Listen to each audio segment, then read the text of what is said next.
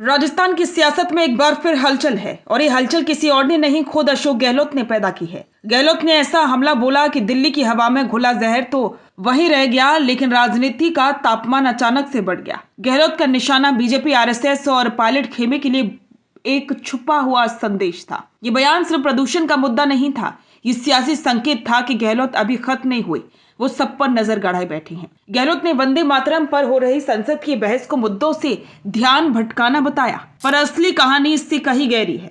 उन्होंने कहा कि दिल्ली में हवा जहरीली है, लोग बीमार पड़ रहे हैं, फिर भी संसद में प्रदूषण पर चर्चा नहीं हो रही, बस नारेबाजी चल रही है। लेकिन इस बयान की टाइमिंग, इस बयान की धार और इस बयान की राजनीति सब कुछ साफ बताती है कि गहलोत अब बैकफुट पर नहीं है। गहलोत ने आरोप लगाया कि बीजेपी, आरएसएस अपनी विफलताओं को छिपाने के लिए वंदे मातरम का सहारा ले रहे हैं। रुकिए और जरा ध्यान से सुनिए। क्या आप हमारे इन खबरों से अपने व्यापार को भी बढ़ाना चाहते हैं? तो आप भी खबरों के दौरान इस तरह के एलिमेंट्स पर अपना विज्ञापन दे सकते हैं, या फिर ऐसे खबर के 1 मिनट बाद अपना पूरा विज्ञापन डलवाएं, जो कि 8 लाख से ज्यादा सब्सक्राइबर्स और फॉलोअर्स वाले द फैक्ट इंडिया चैनल्स और पेजेस से राजस्थान के कोने कोने में पहुंचेगा और इससे आपका व्यापार, ब्रांड सब कुछ बढ़ेगा।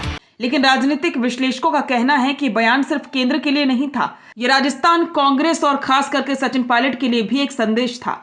गहलोत जैसे कह रहे हो कि मैं अभी यही हूँ, राजनीति से गायब नहीं हुआ, और अगर लड़ाई होगी तो मैं फिर मैदान में उतरने के लिए तैयार हूँ। ये एक तरह से मैं लौट आया हूँ वाला बयान था। प्रियंका गांधी ने भी संसद में सरकार पर आरोपों की झड़ी लगा दी थी। उन्होंने कहा कि वंदे मातरम को विवादित करके सरकार महापाप कर रही है। चर्चा असली मुद्दों, महंगाई, बेरोजगारी, पेपर लीक से ध्यान हटाने के लिए कराई गई। युवाओं की हालत खराब है, पर संसद में छोटी छोटी बातें हो रही हैं। लेकिन यहाँ दिलचस्प यह है कि गहलोत इन्हीं मुद्दों को पकड़कर इन बयानों को अपने पक्ष में मोड़ते हुए राजस्थान की राजनीति में एक्टिव दिखना चाहती हैं।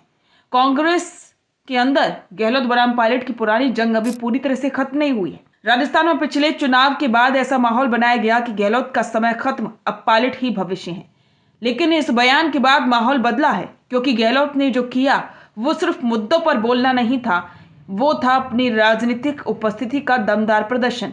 और ये संदेश साफ है कि गहलोत अब आराम मोड में नहीं है। वे सब कुछ देख रहे हैं, हर मुद्दे पर बोल रहे हैं और अपने विरोधियों को बताना चाहते हैं कि उनकी राजनीति अभी जिंदा है। ये संकेत सिर्फ बीजेपी के लिए नहीं, पायलट खेमे के लिए भी है। सवाल ये कि क्या गहलोत दोबारा सीएम बनने की तैयारी में है? इस सवाल पर कांग्रेस के अंदर खामोशी है, लेकिन राजनीति की भाषा कहती है कि जहां गहलोत बोलना शुरू कर दें, वहां गहलोत रुकते नहीं। गहलोत जानते हैं कि राजस्थान की राजनीति में उनकी पकड़, उनका नेटवर्क और उनकी रणनीति आज भी सबसे मजबूत है। उनकी टीम आज भी पूरे प्रदेश में फैली है। वे विधानसभा के आंकड़ों को भी भली भांति समझते हैं, और सबसे मजबूत और सबसे महत्वपूर्ण, वे ये भी जानते हैं कि कांग्रेस हाईकमान जब भी उलझन में होता है, अक्सर गहलोत को ही सुरक्षित विकल्प मानता है। और इसीलिए गहलोत का ये बयान सिर्फ मुद्दों की बात नहीं है, ये एक पॉलिटिकल री एंट्री का संकेत है। राजस्थान में ये चर्चा जग जाहिर है कि क्या गहलोत फिर से सीएम बनने की तैयारी कर रहे हैं? क्या पायलट का रास्ता उतना साफ नहीं जितना उन्होंने सोचा था?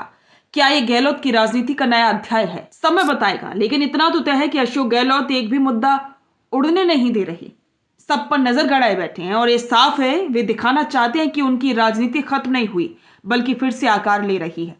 ये सिर्फ बयान नहीं, राजस्थान की राजनीति में आने वाले बड़ी तूफान की भी आहट है। बिजनेस अच्छा हो सकता है, लेकिन अगर नाम नहीं दिखा तो पहचान कैसे बनेगी? अब टेंशन छोड़िए, द फैक्ट इंडिया आपके बिजनेस को देगा वो पहचान जो पूरे राजस्थान में हर किसी तक पहुंचे। न्यूज चैनल पर विज्ञापन, पॉडकास्ट और प्रमोशन के जरिए आप सीधे 5 लाख सब्सक्राइबर और 10 करोड़ से ज्यादा व्यूज तक अपनी पहुंच बना सकते हैं। तो देर किस बात की, आज ही द फैक्ट इंडिया से जुड़िए और अपने बिजनेस को बनाइए हर घर का नाम।